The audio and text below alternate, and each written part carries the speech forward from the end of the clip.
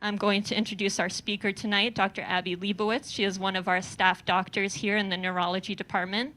She earned her doctorate of veterinary medicine from The Ohio State University in 2006. She spent a year working in general practice prior to pursuing a rotating internship, followed by a neurology residency here at AMC. Following that, she spent 4 years as a staff neurologist and neurosurgeon in both Illinois and New York. And while she was in Illinois, she completed her ACVIM neurosurgery certification. In 2015, we were lucky to have her come back to AMC and join us as a staff doctor. And her professional interests include refractory seizures, immune-mediated diseases within the central nervous system, and cerebrovascular disease. So please give a hand for Dr. Lebowitz. Thanks, Jackie, and thank you everyone for coming. When Jackie approached me about doing this talk, I do have to say that each topic that we talked about me covering is something that I could easily talk about for 3 to 4 hours. So it is going to be a little bit cursory, and I apologize that I couldn't go into as much depth as some people who have pets affected with these diseases may want. So if there are further questions, definitely I'm happy to try to address them at the end. So as Jackie mentioned, I'm one of the 3 staff neurologists here. I'm really proud to say that here at AMC, we have neurology here 7 days a week. So the first topic I thought we would talk about was seizures. So I thought it would be an important place to start would be to talk about what a seizure is. So a seizure is just really an abnormal misfiring of the nervous system. There are 3 characteristics that I'm always looking for when I talk to an owner and I'm trying to determine if they meet them. Seizures should be paroxysmal. They should happen abruptly and you should not be able to elicit it. If you come home every day and you can do a behavior and make your dog act a certain way, then it's probably not a seizure.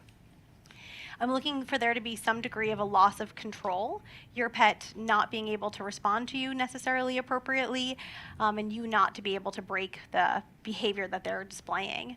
And I'm looking for it to be very, very repetitive and very predictable. Each time your pet has a seizure, it typically will look the same and it will affect the same parts of the body. So we've definitely had cases here that are referred for potentially having seizures, and it's one leg is twitching, but then next month a different leg is twitching, and the next month the ear is twitching.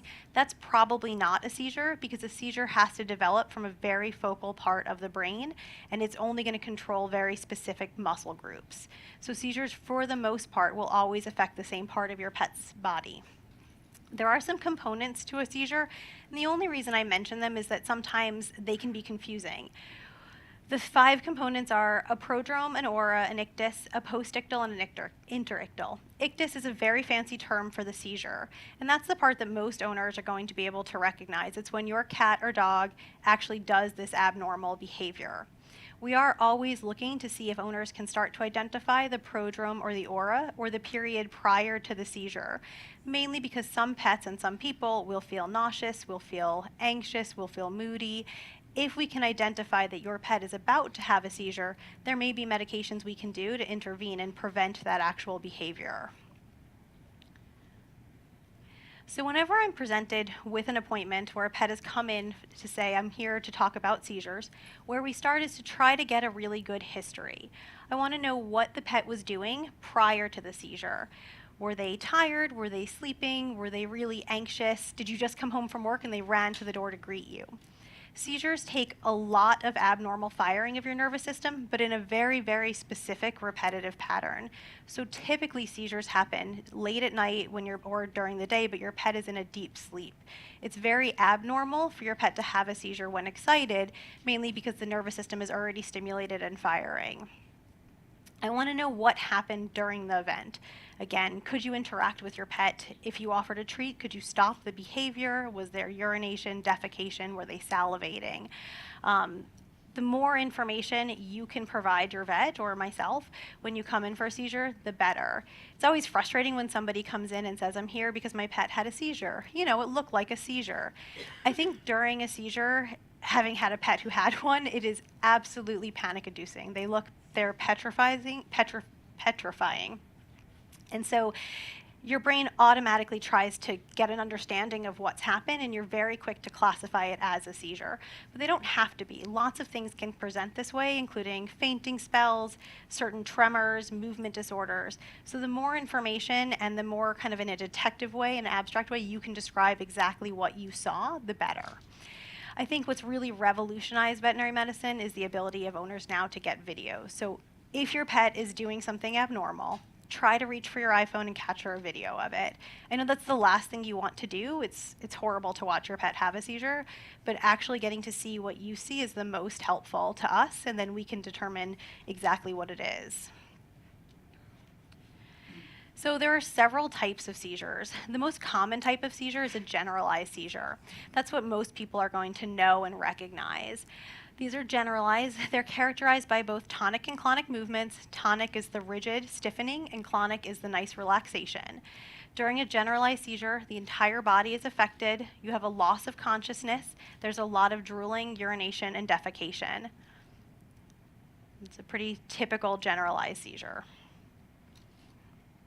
We can also see focal seizures, and that's when a very specific muscle group within the central nervous, within the body is affected. Pets are typically conscious. They may even interact with you and follow commands. They may progress and generalize. So some owners will start to see this and say it started off with just a focal facial twitch and it progressed on to the whole body. So this dog, I don't know if you can see it as well on that screen, is having just focal muscle tremors rhythmically of the front left part of her face. This is another one. This is a kitty with seizures, just because we shouldn't leave kitties out. They certainly do experience them as well. This cat had been seen, it was not here at the Animal Medical Center, it was a different hospital I worked at, but it had been seen both by its primary veterinarian and by our hospital a couple of times and was having issues, they thought, with GI upset. The owner kept describing the cat as not wanting to eat and hypersalivating or salivating excessively. And when she finally got a video, it was clear that the cat's not having GI upset, the cat's actually having seizures that needed to be addressed.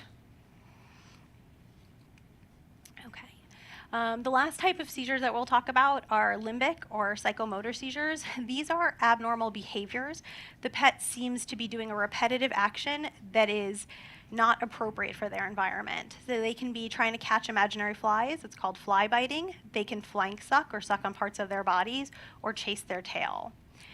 This is a dog who actually was referred over to see an ophthalmologist because they were concerned that there was things floating in the eye. But ultimately, this dog is having a complex partial seizure or a limbic seizure, and it thinks it's seeing something in the environment and is rhythmically trying to catch that fly, but there is nothing there. This is a very similar. It affects big dogs, little dogs, can affect cats. Similarly, there's no fly in this environment. So what to do if your pet has a seizure. I told Jackie when I was making this talk, when I was already boarded neurologist, my cat experienced its first seizure, and I'm not going to lie. I completely panicked, threw the cat in the carrier, and went straight to the vet hospital, so that's never wrong. But I will tell you, you don't need to panic. You can be smarter than me. So during a seizure, you don't need to move your pet. As long as there's someplace where they're not going to hurt themselves, if they're perched at the top of the stairs or at the edge of the bed, yes, move them someplace where they can't hurt themselves. But short of that, your best bet is to not touch them during the episode. If possible, and you can think clearly, take a video. Then try to time the seizure. Most seizures, though it's going to feel like 3 hours to you, last about 30 to 90 seconds. Time it so you can give us more information. Again, timing of the length of the seizure matters, because if this episode lasts 25 minutes, I'm going to tell you, and it stopped on its own, it probably wasn't a seizure. Or if it lasted 3 seconds and your pet popped up, it's probably not a seizure too. So again, the more information you can collect, the better. The biggest thing, take it from experience, your pet is not in pain during a seizure. It is so much harder for you to watch your pet experience in this than for them to go through it. We know from talking to people with seizures, they're unconscious. They're going to wake up a little bit disoriented and wondered what happened to the last 90 seconds of their life. But beyond that, the seizure itself is not painful. After the seizure, watch for more seizures. A single seizure, we'll get to the point where we talk about when to come in for an emergency, but a single seizure is not life-threatening and you do not need to rush straight to the clinic. And make sure you take a note and notify your veterinarian. So some myths that came up while we were making the talk about what to do when your pet's having a seizure. You don't need to restrain their tongue. They're not going to swallow it. It's attached well into their mouth, just like in people. They don't know what's happening. Your cat or dog loves you very much, but in that moment is completely unconscious and is rhythmically chewing. If you put your hand there, there is a good chance that by accident they will bite you. So the best thing you can do is not touch them. They don't need to be cooled. It is true that with seizures, it can feel like you're running a marathon and you can ultimately work up to a temperature. But just like if you ran a marathon, you don't need to put ice bags on you right afterwards. And again, they're not distressed during this episode. Hopefully it's looking work. So when should you come to the emergency room, here or elsewhere, and when can you go to your vet? So if your pet has a single seizure, call your vet. It's certainly important to be seen and to establish a relationship and start talking about what's going on. But when should you go to the emergency room? For us, it's something called status epilepticus, or a seizure that lasts greater than 5 minutes. Prolonged seizures, just like running a marathon, are going to start to use up your sugar supplies. They're going to start to elevate your temperature. You're going to start to break down some muscle. So if it lasts too long, you should be seen. They're also harder to stop the longer they go on. So if it's been going on, that active part of the seizure for 5 minutes or more, come on in. Also, if your pet's experiencing what's called a cluster seizure, so that means more than 2 in a 24-hour period. And we talk about bringing pets in when they have multiple seizures in a day, because seizures are like a memory. And so if you think about how you walk to work every day and you go the same way, eventually it becomes second nature to follow that route. So if your pet's allowed to have enough seizures, that memory becomes ingrained in their brains and it gets harder and harder to treat. So if you have multiple in a 24-hour period, or you're left untreated for years, it's going to be harder for us to eventually break them of that. So when you get to the vet hospital, what should you expect? Well, the first thing we're going to do is we're going to talk to you about the different causes of seizures. We really break them down into what's a structural cause of seizures, and that means if I looked at your cat or dog's brain under a microscope, I'm going to be able to decide why they're having seizures. Those things can be tumors, infections, immune-mediated diseases, or diseases where the body attacks itself, or strokes. Other causes are metabolic. Your brain has very, very few ways to tell you it's irritated and unhappy with what's happening. So one of the ways it reacts to toxins within the body, whether it's ones pets have ingested, or toxins because your kidneys aren't working or your liver's not working, is to have a seizure. Other causes of metabolic or reactive seizures are low blood sugar, low calcium, things of that nature. And the last and major cause of seizures are idiopathic or cryptogenic epilepsy. And those are dogs and cats who have seizures for an unknown reason. These pets have seizures but have normal exams in between their seizures. They typically, if we can, have normal blood work and normal MRIs. Otherwise, they at least have normal exams for a year. And that's a fancy way of saying, I don't know why your pet has a seizure, but I don't think it's going to progress. I just need to manage your pet's seizures, and they're going to be able to live a long and happy life.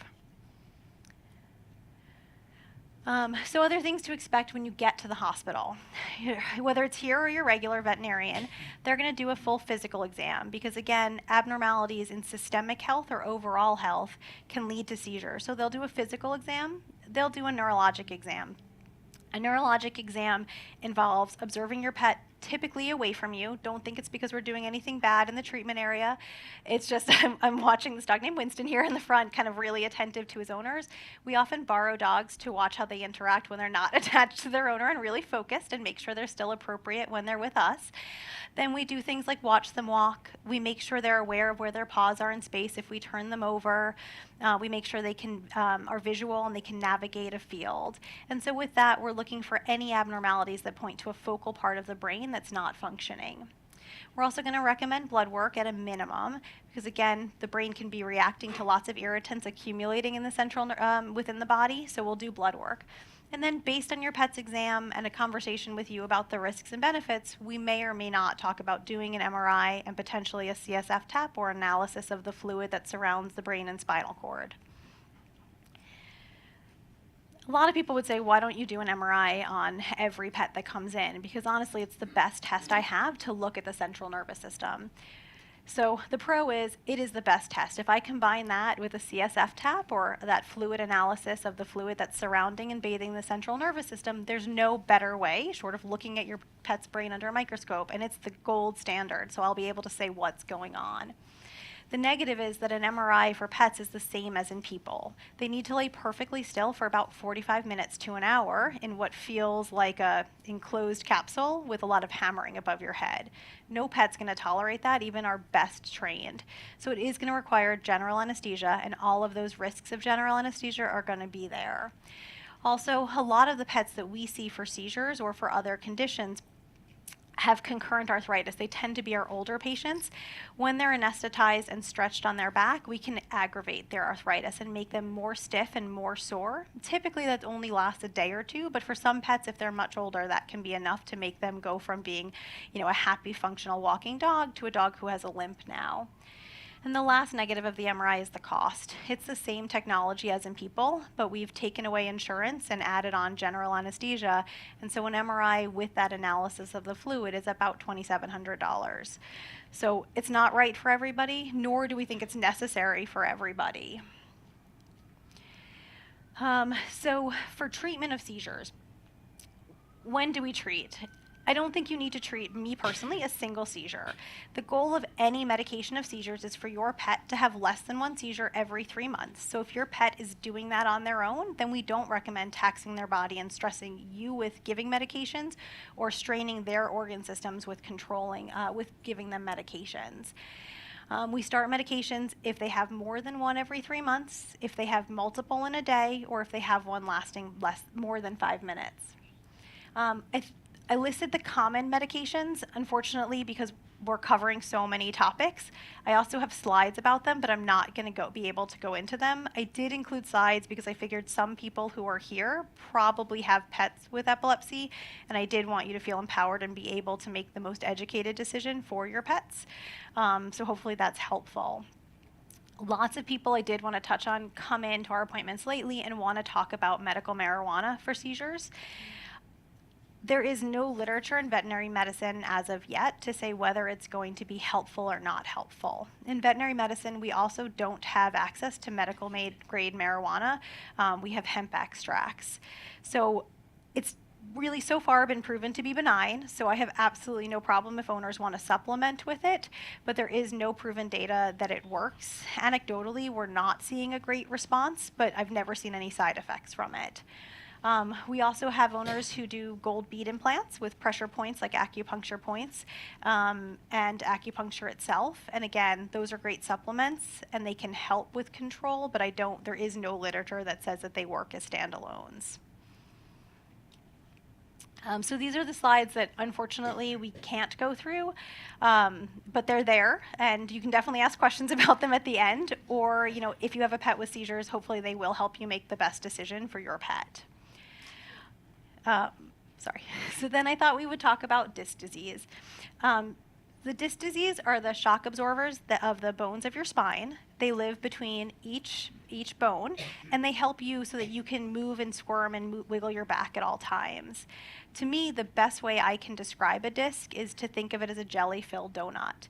I'm going to try to get the cursor to work here, but it's not going to. Okay, so a disc is, the outside is called the annulus, and it is kind of the jelly, the breading of the donut, and inside we have the nucleus, which is the jelly filling. And again, this is between each bone in your back, and as you move, it's constantly wiggling and jiggling and allowing you to have all of that motion. The one thing you'll notice about design of discs, unfortunately, the disc or that jelly filling is the thinnest at the top. So if you have a weakest point in this disc, it's living right here at the top of the disc, and this disc is centered right here below your spinal cord. So if there is a problem with the disc, what's going to ultimately happen is like a jelly-filled donut, it's going to squirt out the top and it's going to put pressure on your spinal cord. So signs of intervertebral disc disease, which we can see in dogs or cats, though I have to admit it's far more common in dogs. We see a couple of dogs probably a day that have disc disease and probably about 2 to 3 cats a year. But it definitely happens. So with disc disease, we'll find that pets can just have discomfort. It can be back pain or neck pain. You may know your pet's experiencing pain because when you go to pick them up, they may yelp. or they may guard their neck and carry it low and not look up at you and track you with your eyes rather than ever being willing to lift their head. We can see pets just have muscle spasms. It's kind of most classic in our French bulldogs, who will come in with their necks tucked in, and you can actually see the fasciculations or muscle tremors as their neck is trying to deal with the discomfort of it. You can find that these pets can have difficulty walking. They can be what's called paretic, or they can be scuffing their toes. You may notice that your pet, you can hear them dragging their toes now on the sidewalk where you never did. Or they can be pelagic, which is when they've lost all motor to their leg and they're just dragging it completely behind them. They can also be ataxic or uncoordinated. Those are the most important points. So we can see lots of different types of disc disease. The most common type is the type that's going to happen to your dachshund, I see a poodle, your French bulldog. And these are dogs who have more classically long back, little legs. They're called chondrodystrophic. And what happens to these dogs is, though they are adorable, we've bred them a little bit unfair to themselves. And as they age, their discs degenerate prematurely. So that jelly filling by about 2 years of age has turned more into a pebbly grit. And then just as they're walking along, that pebbly grit is now pushing against the breading, and it can push through and put pressure on the spinal cord. It can be associated with trauma or jumping off a bed, but we also see dogs who owners put them in the crate for the night, and when they wake up, their pet is affected. What I tried to show here is that, and I apologize, the cursor's not working. This is an MRI. Hi, somebody protests. This is an MRI. This is looking into a dog. This is the top. All of this white is fat. The black is muscles. This circle here should be the spinal cord, but all you can see of it is maybe this Pac-Man half-moon shape. That's because this black is the disc, or the jelly filling that used to live here is now extruded up and is putting pressure on the spinal cord.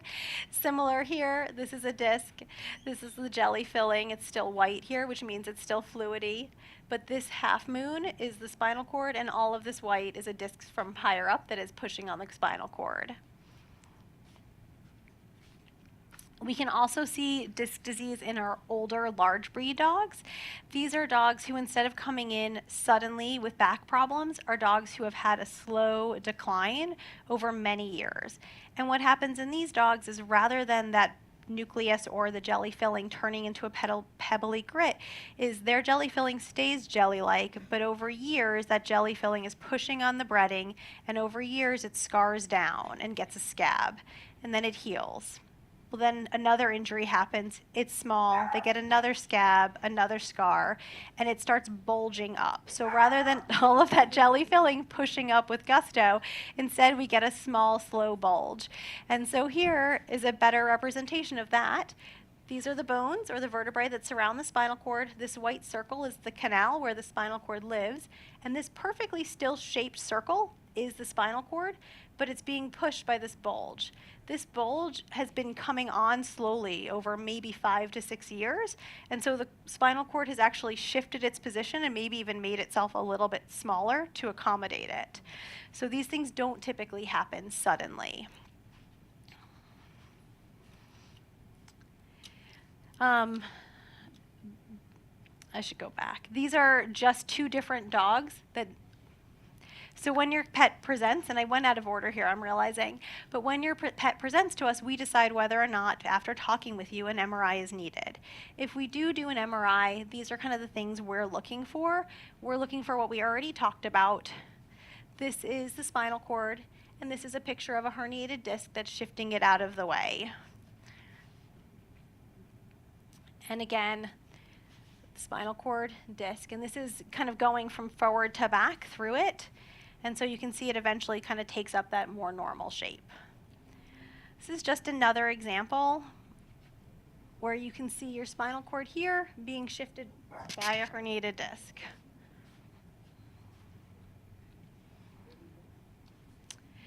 So what do we do if we think your pet has a herniated disc? There are 2 different ways to treat a pet who's having a back problem or a herniated disc. One is medical management and one is surgery. I think just like if you or I had a bad back or a bad neck, we'd always want to try medical management before we resorted to surgery. So here at the Animal Medical Center, we're big proponents, if at all possible, about trying medical management. So how we treat dogs who have a back problem, if we can avoid surgery, is by putting them on bed rest. Unfortunately, I have a really hard time justifying bed rest to your pet, and so that typically means cage rest. Because hopefully, if everything we're going to talk about next works, I'm going to make your pet feel much better within a day or two. But then they're going to feel good enough that they're not going to stay off their feet. So we do recommend cage rest, typically for about 4 to 6 weeks. We want the crate to be big enough that they can stand up, turn around, they can have food and water and a treat in there. I don't want it to be a place of torture. I want it to be a place where they can relax and have positive things happen. And then we undergo a 4-week gradual return to function. While they're on bed rest, we may recommend pain medications if they came in for pain, because ultimately the disc is going to heal by scabbing down and scarring down. There's no medication to expedite that. That's just time and rest. But I don't want your pet to feel uncomfortable for the 2 weeks it's going to take for that process to start to work. And sometimes we add in anti-anxiety medications in order to help this not be such a traumatizing event for them. Sometimes we'll add in muscle relaxants, acupuncture, and steroids. They're not typically recommended for every case, and they're things that I wouldn't recommend without a consultation because they can come with some consequences to them. On top of that, I recommend adamantly to avoid chiropractic work. So if you thought, it's very different than in people, but if you thought about how backs on dachshunds work, instead of having that nice cushy center, they now have a pebbly grit, and their jelly filling may have a little tear in it. If I take you to the chiropractor like that and they realign your spine, they're going to actually shift that, and the rest of that jelly filling could extrude up and put a lot more pressure on the spinal cord. So we've seen some incidents where pets go in with just a little bit of back pain, but they had a realignment, and we see them come in paralyzed. So we do recommend avoiding that. But again, acupuncture and pain medications are things that we think are great supplements. So who gets surgery? So here are rules for when a pet should get surgery versus trying cage confinement. If your pet got worse in face of being put in a crate, then I would recommend surgery. I wouldn't give it more time in the crate because that's just continuing the same treatment plan. So if at any point while your pet's on bed rest gets worse, I would start talking about surgery. I'd recommend surgery for any pet who's too weak to support their own weight and are dragging their legs. We also recommend pets have surgery if they fail to respond to rest. So if your pet's been on bed rest and it's been 2 to 4 weeks and we're not making any big improvements, they're still as affected or still as painful, then I think considering surgery is a really good step. If we can take pets to surgery for a back problem, even if they can't move their legs, if they could just feel their toes, they'll have over a 95% chance of recovery and making a full recovery and getting back to their normal life. For preventative health, there's not a lot we can do, but we do know that discs don't get a lot of blood flow. They get the vast majority of their nutrition just from normal movements and cushioning and making that fluid circulate. The best thing you can do is try to do at least one long leashed walk a day, at least 30 minutes, ideally not stopping to say hi to everyone, not smelling, every post box, but really just going on one power walk as if they're on a treadmill. That hopefully is going to keep them in good enough shape that they can do the crazy antics that we watch our dogs do and wonder how on earth they can jump on and off the bed 30 times in a minute. So the leash walk is hopefully going to keep them in health for that. So the last topic we're going to talk about are strokes. So what's a stroke? It's just an abrupt alteration of blood flow to any part of your nervous system. It can affect your brain, it can affect your neck or your back. Strokes typically can be one of two types. They can be ischemic, which is when something plugs up a blood vessel and doesn't allow blood to flow to that area. Or they can be hemorrhagic, which is when a blood vessel essentially bursts open and you get a blood clot or a bruise, but getting that in a confined space like within the spinal cord or brain can cause a lot of neurologic side effects. So for clinical signs associated with this stroke, It really just depends on what area is affected. We can see pets who are circling. We can see pets who are paralyzed and dragging their legs. We can see facial droops, vertigo, or severe dizziness. We can see pets whose jaws hang open. So it can be anything that looks abnormal to you. The most important characteristic of a stroke is a pet who was normal 1 minute and is suddenly and profoundly affected the next minute. These strokes will typically happen instantaneously. Very rarely they can progress over just a couple of minutes. Typically, the good news is strokes carry a really good prognosis, and with just supportive care and giving your pet the right environment for them to recover on their own, typically they'll go on and get back to function on their own over a period of 2 to 4 weeks. So who gets strokes? Anyone. We see it multiple times a week, but we know that King Charles Cavaliers and Greyhounds are overrepresented at higher risk for getting them. I'm not going to go into all of these, I won't bore you with that, but there are a lot of risk factors. So what happens if your pet has had a stroke is that we start looking into the risk factors or reasons your pet could have had one. Like in people, we only find an underlying risk factor or cause of strokes about 30% of the time. So about 60% of the time, we never figure out what happened or why they were predisposed to get it. So what happens and how do we diagnose it? We start with a physical exam. We're looking for any of those systemic diseases that could put you at risk for a stroke. We also do a fundic exam. Your fundus is the back of the eye, and in that I can see the optic nerve, or the nerve that gives you vision, and I can see a lot of blood vessels. So with that I can look for signs of high blood pressure in the brain. I can look for signs of infections within the brain. So sometimes we can get a diagnosis from just that exam alone. If I see that your cat or dog, but mainly cats, has had a bleed in the back of its eye, I'm going to check its blood pressure and be pretty confident that there was a stroke caused by high blood pressure. We may do blood work because, again, there are risk factors that we could be looking for. And we may do chest x-rays looking for any signs of heart disease. Sometimes we'll do an MRI or CSF tap, but being honest, if we're very suspicious that your pet has had a stroke, we typically just support them because the risks of anesthesia are higher for them, and I want to make sure I'm doing everything to give that tissue within the brain or neck the best and most ideal environment to recover in. How do we treat them? I wish I could say there was a lot you could do in the short term right away at home, but for the most part I would say get to a veterinary hospital. And what we're going to do is offer the best supportive care and nursing care in order to get the best blood flow to the area that's affected. To do that, we're going to give fluids to essentially kind of thin out the blood and make it easier to get to the affected area. We're going to correct any electrolyte abnormalities to make it the perfect environment for that tissue that just got damaged to try to heal. And we're going to prevent new problems. If your pet's experiencing vertigo or dizziness from their stroke, we're going to give them anti-nausea medications. If they can't walk well, we're going to give them what's called promotility, so they keep things going through them and they don't have risk of vomiting or seeming more nauseous. We're going to turn them so they don't get pressure sores, and if they can't urinate on their own, we're going to teach them teach you and do it at here how to express their bladders. Typically, if your pet's had a stroke, they're in the hospital for 1 to 3 days, and then we send them home to you. They typically, to warn you, are typically very neurologically impaired still, but they're going to go on and typically improve, usually over 2 to 4 weeks, with most owners saying that between day 7 and 14, their pet went from very affected to they came home from work and it was like their dog or cat was back to normal.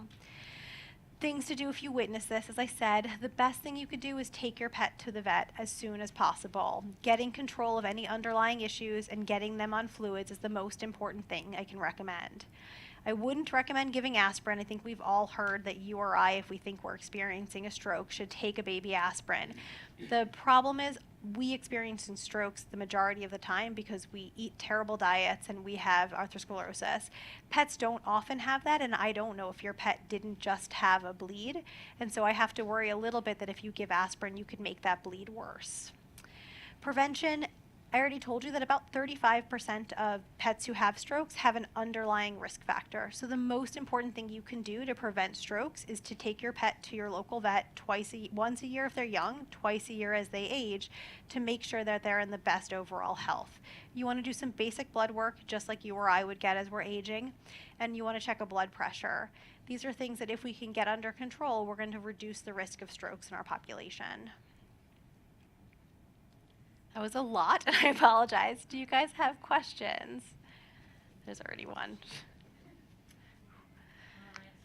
Pass the microphone around, but I actually wanted to ask you a question first. Yeah. Can you talk a little bit about however you say it, Introverted discs. IVDD Yeah. with cats? Yeah, so we see cats about 2 to 3 times a year, and they can happen, both have the acute phase discs, where we will see cats who were running down the stairs and suddenly became profoundly affected, or we'll see cats who are failing to move their tail as well, and that took years to develop.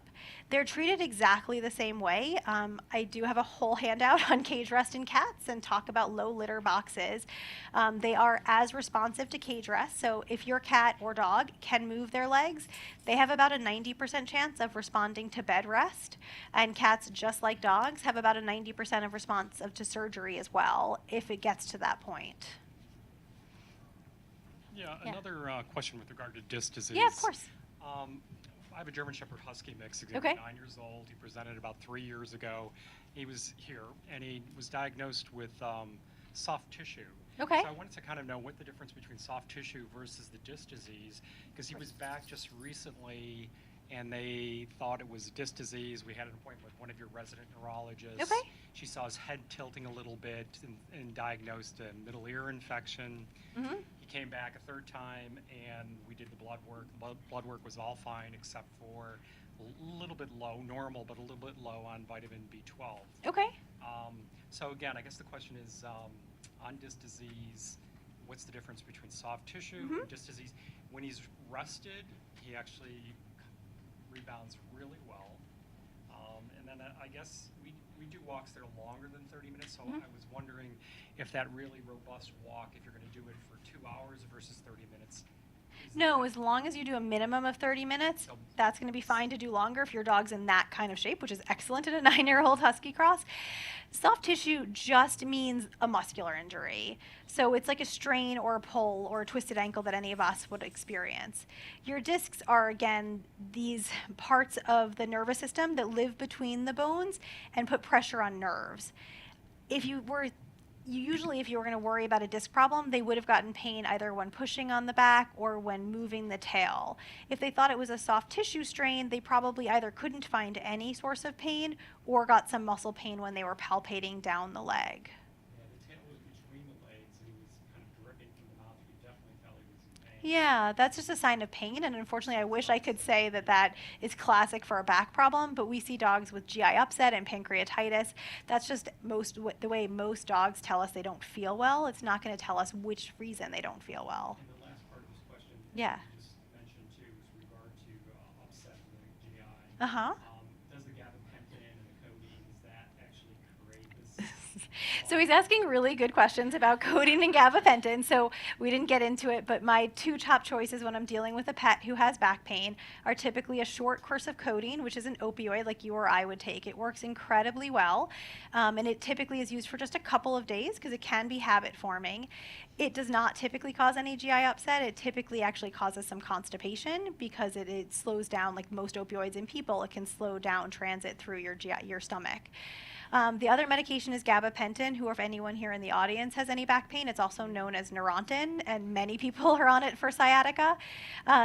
It similarly is something just my own father's on it for the rest of his life, that lots of humans are on for the rest of their life. Pets can stay on it for life as well. If your pet has chronic pain, it too does not typically cause GI upset or any vomiting, diarrhea, or pancreatitis, and it similarly typically makes you maybe a little constipated, if anything. I have a cat who has feline hyperesthesia syndrome. Yeah, and I actually eliminated a slide of a great video of one. We ran out of time, but yes. Okay. Yeah. And she's on gabapentin. Uh-huh. It's 600 milligrams a day. Okay. And I think that's a lot. I don't really know. No, yeah. It's 200 3 times a day. Yeah. So feline hyperesthesia syndrome was what the question's about, and that's actually a really poorly understood syndrome. It's mainly a classification of symptoms where cats will either self-mutilate or their skin will actually look like it's crawling and they're irritated by it and they may run away from their own skin and kind of run around the house. It's treated by trying to block inflammation and pain associated with it because we don't totally understand why the cat has the feeling this way. And yes, it is typically responsive to gabapentin or pregabalin, and we do dose it much, much higher than you would for just back pain. So is she in pain? Do we know? So hyperesthesia means overreactivity, and so yes, we think that she is irritated by it, but if the gabapentin's eliminating the episodes, which I hope it is. Yeah, it totally is. So what happens is she's like Cinderella. So the moment it lasts for 8 hours. Yeah. If I don't get home in time. Yeah. So I mean, it's good that she's responding, but yes, it can be a source of I wouldn't say it's pain like if you hit a hammer on your hand. I would say it probably is more equivalent from talking to people of your leg being asleep after sitting on it and having a pins and needle sensation. And that's what's irritating, because if you think about how irritating that is and how much you kind of want to hit your leg to get rid of that sensation, that's what I think of when I think of feline hyperesthesia. And she'll have it forever? Typically, they have it forever. Yeah, I wish we understood it better and knew how to treat it rather than just masquerade the symptoms, but the best thing we have is to enhance their quality of life by controlling the episodes. And there's nothing else, because I have to give her pills 3 times a day. It's the best medication I have. There are other ones we add on that are not 3 times a day if they don't respond, but that is, if she's responding, I wouldn't try the other ones, to be honest. That's the best. You can compound it. There is a liquid form of gabapentin in general. You can't use it in dogs because it contains xylitol. So for anyone out there who wants to get the liquid from CVS, gabapentin, you shouldn't. It has xylitol, which is bad for dog liver. For cats, you could use it, except that the concentration is really low, so you would end up giving your cat a it's going to be very difficult. You would have to give a very large amount that you are not, it's going to make life harder rather than easier. Yeah. Yeah. Yeah, of course. Sorry. Hi, it's okay. I'm just wondering, as far as having arthritis versus Yeah. a disc problem, I have a 14-year-old Italian Greyhound, and she's not able to shake anymore. So I don't- Can she not shake? How do you know she can't shake, or what is she She doing? starts to do the twist with the head and then just stops. Stops. She just started limping today. I would say that if you have a pet who is not fully doing the neck shake, that typically to me means spinal. We're talking very general terms, but typically that is more associated with a nerve problem rather than arthritis, because arthritis, I typically think of limping. For a failure to be able to completely shake, I usually think of neck pain, where your pet will start to shake, kind of if you slept funny and pinched a nerve in your neck and you go to twist too fast and it hurts. So I would worry a little bit that it could be a disc or another problem within the nervous system. Starting with your regular vet is absolutely reasonable. We're always happy to see anybody, but it's something that your vet may be very comfortable dealing with. Yeah, 'cause I think it might have happened when she jumped down once. Yeah, and signs of neck pain can be limping too. So it may be. It's difficult from talking, but from what you're describing, I would be a little bit concerned that it could be a disc in the neck. Of course. I just want to ask a quick social media question that Oh, we yeah. have. Can you explain what you mean by tail biting? My 11-year-old cat chases his tail like a kitten from time to time. Is that a concern? As long as your cat has been doing this for its entire life, I am not concerned. That's an adorable behavior that I wish my older cat still did. It is more that if they're doing almost OCD behaviors where they're self-mutilating and chasing their tail for hours and that you can't distract them with either a laser pointer or a treat, that I'm going to be worried about. Again, for seizures, I'm always going to be far more worried if your pet can't be broken of the behavior. Tail chasing that it's always done and that it's happy and it's normal play engaged behavior is absolutely fine to do.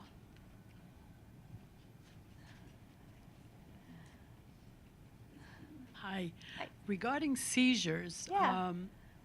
that's what I always thought that my dog has is Okay. seizures.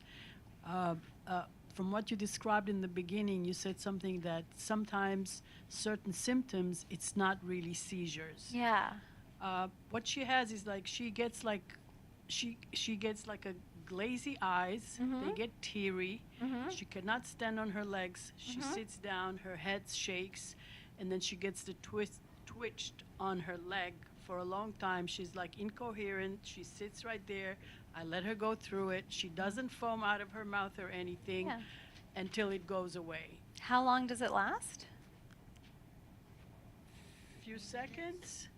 It may be if you ever got a video and shared it with your vet or if you came in for an appointment, but we also have vets send us videos if they have concerns. The slide that we didn't get to include because the lecture got very long is lots of things can look like seizures. We can see head tremors. We can see perfusional issues where we've bred dogs to be absolutely adorable, but dogs like King Charles Cavaliers, Malteses, we've bred them to have very, very tiny heads.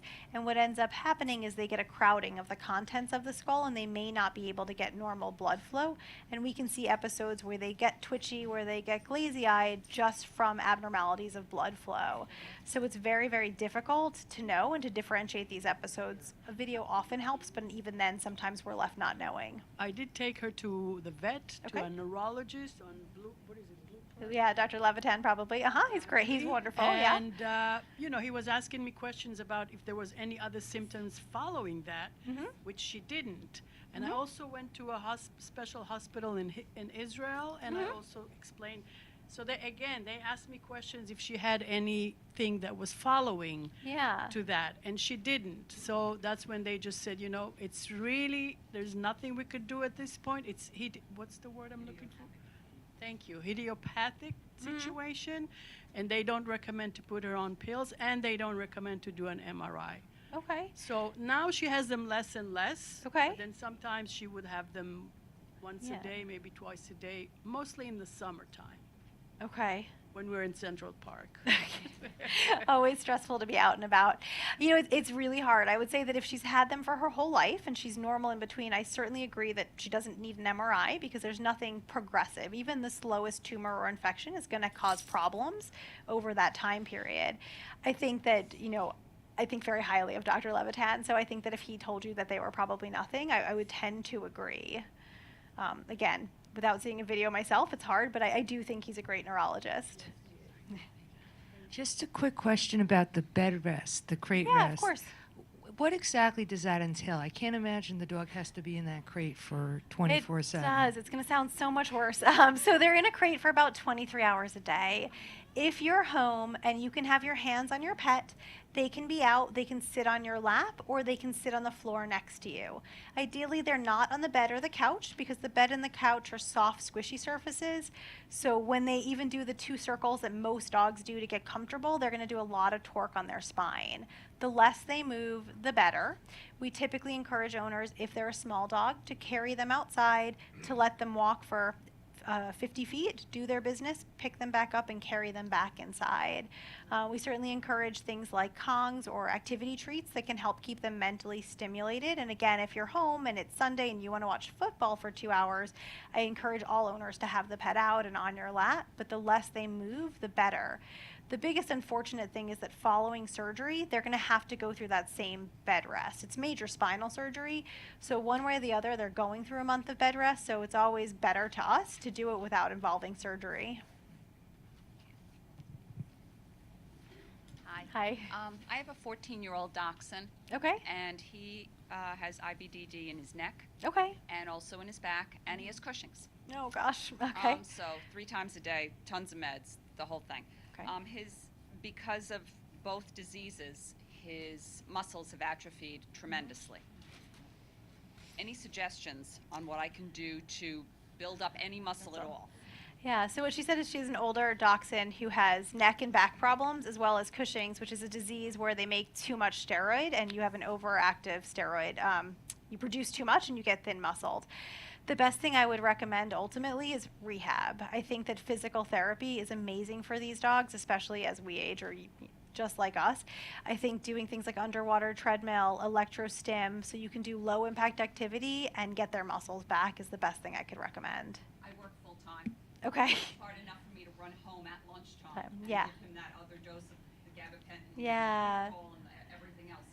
Can I fill up my bathtub and let him swim? So that's always hard. You definitely can do rehab at home. We typically will talk to owners about putting a yoga mat on the floor, never filling the tub to higher than the point of their elbow, and always being present. But yes, in theory, with a yoga mat, a thin amount of water, you could have your dog, if it's small enough, walk back and forth in the tub, and that can act as your own underwater treadmill. There are also, just so you know, some at-home rehab doctors who would come and teach you how to do some exercises at home so that you could then do them. A lot of rehab, yes, we have great toys upstairs. It's a great unit, but a lot of it you could build at home yourself with broomsticks so that they can step over it and make your own cavaletti rails. So there are ways to do it at home, even if it's once a week on a Saturday for 10 minutes. Hi, Hi. I work in Giant Schnauzer Rescue, and Okay. I've had several dogs, epileptic, Mhm. idiopathic, but I had one diagnosed with rage syndrome, which I understand is also a form of epilepsy. It's not the best understood, but it can be. We think it may be related, but it's Is- not responsive to anti-epileptics, unfortunately. Yeah, I was wondering if there were any. No, unfortunately, she's asking about rage syndrome, which is much more common in some of the spaniel breeds. Springer Spaniels. Yeah, unfortunately, we don't have good treatment options, and these dogs are dogs who have what's called rage syndrome. They will unpredictably become very, very aggressive, and due to the safety concern, it's typically recommended to pursue humane euthanasia. Yeah, unfortunately. Hi. I just want to share two things because I hear other people having the same difficulty I've had. Is my dog had the spine surgery here 8 years ago, Okay. a Shih Tzu, and she's doing great. She's Okay, doing good. well. Good to hear. No, It's she's- like, please be in the 90% who do well. Yeah, no, Good. she's a Shih Tzu. She's 10 years old now. She prefers to run rather than walk so that she can move her back leg. So I want to ask about the 30-minute walk. But I started Adequan about 3 years ago. So I want to ask you about Adequan. But in that, 2 months ago, she was just diagnosed with pulmonary hypertension. So she's on a very regimented medicine. And I just wanted to share with a few people that on Amazon, there's it's called a cat feeder, but it's a tray that moves 5 times a day on a very good timer. And then I put a baby monitor on to see that she's taken her medicine, and it's like saved my life. Well, that's So amazing. I just That's want good to to share it hear. with everybody, so I can tell you more info. But I do That's want to great. ask about the Adequan, Yeah. because for the first, till she was 5, she could only walk around a city block, and after 4 months on the Adequan, she could walk half a mile. Oh, great. And so I've continued it once a month for the last 3 years, and I just stopped it because of the pulmonary hypertension. And I'm trying to decide if she reached the peak, if I should start it again. I just don't know how much more to add. Okay. And I think it might So I help have some two other questions. people. So just so everyone knows, Adequan is a joint supplement. It's given as an injection, typically once a week and for the first month, and then once a month. It provides basically the building blocks of cartilage. Cartilage are the shock absorbers of all of your bones. It has not been shown to help with disc disease, but it is great for arthritis. So obviously it sounds like there's probably a component of that. It is absolutely, to my knowledge, fine to continue it with pulmonary hypertension. It's just a supplement. So if you think it enhanced your pet's quality of life, I would say that everyone is going to support you restarting that. Is it going to, like, does she just get to a certain point where she feels good, or does it? It's not really a pain medication. It, again, is going to just keep providing building blocks for arthritis, so it's going to slow down arthritis. So it's not a medication that you start and stop when they don't feel good. If she's responded, I would continue it forever. And it is something benign that anyone can get. It's an over-the-counter supplement if any of your pets have arthritis. Hi. Just what I hope it's not too general a question, but in a lot of older dogs, you'll see a hind limb tremor. And I was just wondering if you could differentiate a neuro problem from one that's just muscle fatigue or muscle atrophy. Yeah, that's really a frustrating thing that we see a lot in New York City of older pets who have some hind limb tremors.